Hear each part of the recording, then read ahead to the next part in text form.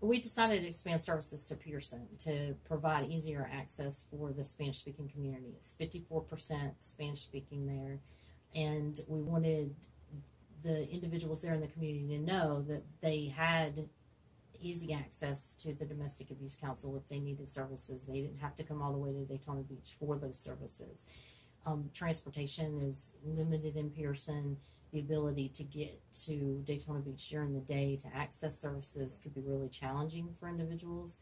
And then there is a fear for a lot of the migrant community, the farm working community, especially if they're undocumented, in accessing these services, they may be afraid to do that. So we wanted to build some trust there in the community and let the survivors there in Pearson know that we're available to them, and that it doesn't matter if they're documented or not, they have access and rights to certain services to protect themselves and their children from domestic violence. So the services that we provide here in Daytona and in Pearson will be very, very similar. The only difference will be the shelter itself. We won't have shelter available there in Pearson, but we will be able to provide the individual counseling, the support groups, the advocacy support for criminal justice cases to navigate the criminal justice system, family law cases like divorce or child custody, to navigate those systems.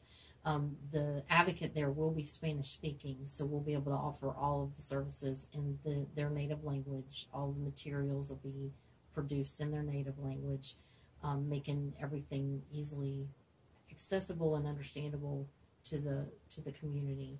And we will provide information referral services and connect them to resources that are available to them, maybe here in Daytona Beach, making it hopefully easier for them to access those services and get the support and the safety that their family needs. So Volusia County is kind of unique in the fact that it's so big land-wise. It's really the size of Rhode Island.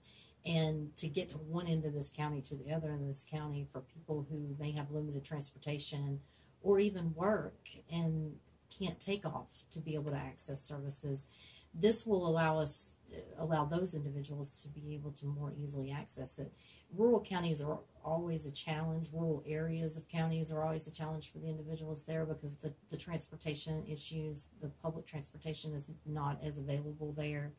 And the economic issues, the challenges for work and safe housing. And in the farm working communities, they work from sun up to sundown. And so to be able to, if you're in a situation and say you need to get a restraining order or an injunction for protection against your abusive partner, you have to do that at the courthouse in DeLand during regular business hours for the most part. I mean, there's access to that after hours, but if you work from sun up to sundown, that's hard to do. So we'll actually be able to even bring services to them, where they're at, and that'll ultimately be our goal, to make it as easy as possible for these families.